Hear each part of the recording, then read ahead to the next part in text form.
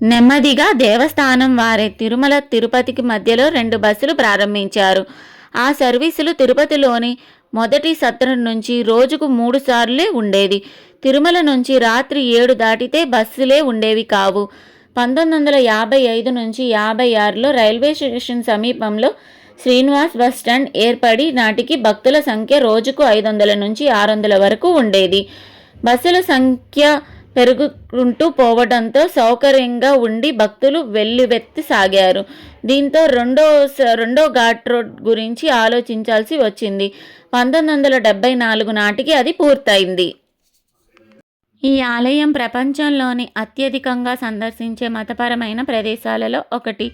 ఏటేటా దాదాపు 24 మిలియన్ మంది భక్తులను ఆకర్షిస్తుంది. సగటు రోజువారీ యాత్రికుల సంఖ్య 60,000 కంటే ఎక్కువగా ఉంటుంది. మరియు వార్షిక బ్రహ్మోత్సవాలు, వైకుంఠ ఏకాదశి మరియు ఇతర పండుగలు మరియు సెలవు దినాలలో ఈ సంఖ్య లక్షల మందిని దాటుతుంది. ఆలయ పురాణం. ద్వాపర యుగంలో ఆదిశేషుడు వాయువుతో పోటీ చేసి ఓడిపోయి శేషాచల కొండలుగా భూమిపైన నివసించాడు. పురాణాల ప్రకారం తిరుమలను ఆది వరాహ క్షేత్రంగా పరిగణిస్తారు. హిరణ్యాక్షుడిని సంహరించిన తరువాత ఆదివరాహుడు ఈ కొండపైన నివసించాడు.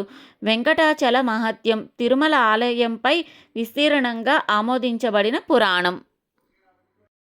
కలియుగంలో యజ్ఞం చేస్తున్న కొంతమంది ఋషులకు నారదుడు యజ్ఞ ఫలాలను త్రిమూర్తులలో బ్రహ్మ, విష్ణు మరియు శివుడిలో ఎవరికి ఇవ్వవచ్చో నిర్ణయించమని సలహా ఇచ్చాడు. త్రిమూర్తులను పరీక్షించమని భృగువుని పంపించారు.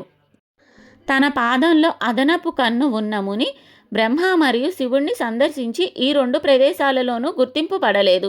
బ్రహ్మను పూజించవద్దని మరియు శివుణ్ణి లింగంగా పూజించమని శపించాడు. చివరకు అతను విష్ణువును సందర్శించాడు మరియు ప్రభువు తన భృగువును గమనించినట్లే ప్రవర్తించాడు. ఈ చర్యతో కోపంగా ఉన్న భృగు మహర్షి విష్ణువు ఛాతీపై తన్నాడు. దానికి విష్ణువు స్పందించలేదు మరియు బదులుగా అతని పాదాలు పట్టుకొని మసాజ్ చేసి మునికి క్షమాపణ చెప్తూ ఈ చర్య సమయంలో అతను భృగు పాదాలలో ఉన్న అదనపు కన్నును నలిపివేశాడు. అయితే విష్ణువు ఛాతీని లక్ష్మీ నివాసంగా వక్షస్థలంగా పరిగణించబడి భృగువు దానిని తన్నాడు. ఇది పరోక్షంగా లక్ష్మిని అవమానించింది కాబట్టి లక్ష్మీదేవి దీనిని అవమానంగా భావించి ఆ తర్వాత ఆమె వైకుంఠం నుండి బయలుదేరి కొల్హాపూరుకు భూమి మీదకు వచ్చి ధ్యానం చేయడం ప్రారంభించింది. విష్ణువు శ్రీనివాసునిగా మానవ రూపంలో వచ్చి లక్ష్మిని వెతుక్కుంటూ వైకుంఠం నుండి బయలుదేరి తిరుపతిలోని శేషాచలం కొండలకు చేరుకొని ధ్యానం ప్రారంభించాడు. లక్ష్మి శ్రీనివాసుడి పరిస్థితి గురించి తెలుసుకొని శివుణ్ణి బ్రహ్మను పిలిపించి శివుడు బ్రహ్మ తాము ఆవు దూడగా మార్చుకున్నారు. లక్ష్మి ఆ ఆవు దూడను ఆ సమయంలో తిరుమల కొండను పాలించే చోళరాజుకు అప్పగించింది. ఆ ఆవును మేతకు తీసుకెళ్ళినప్పుడు ఆవు శ్రీనివాసునికి రోజూ పాలు ఇచ్చేది. ఒకరోజు ఒక గోపాలకుడు దీనిని చూసి తన కర్రతో ఆవును కొట్టడానికి ప్రయత్నించాడు. కానీ శ్రీనివాసుడు ఆ గాయాన్ని భరించాడు. దీనికి కోపంగా ఉన్న శ్రీనివాసుడు చోళరాజును రాక్షసుడిగా మారిపోమని శపించాడు. ఎందుకంటే సేవకులు చేసిన పాపాలను రాజులే భరించాలని ధర్మం చెబుతుంది.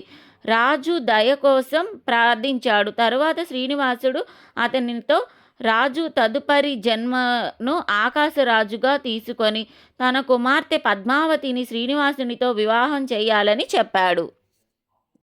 శ్రీనివాసుడు తిరుమల కొండలపై ఉన్న తన పెంపుడు తల్లి వకులాదేవి వద్దకు వెళ్ళి కొంతకాలం అక్కడే ఉన్నాడు.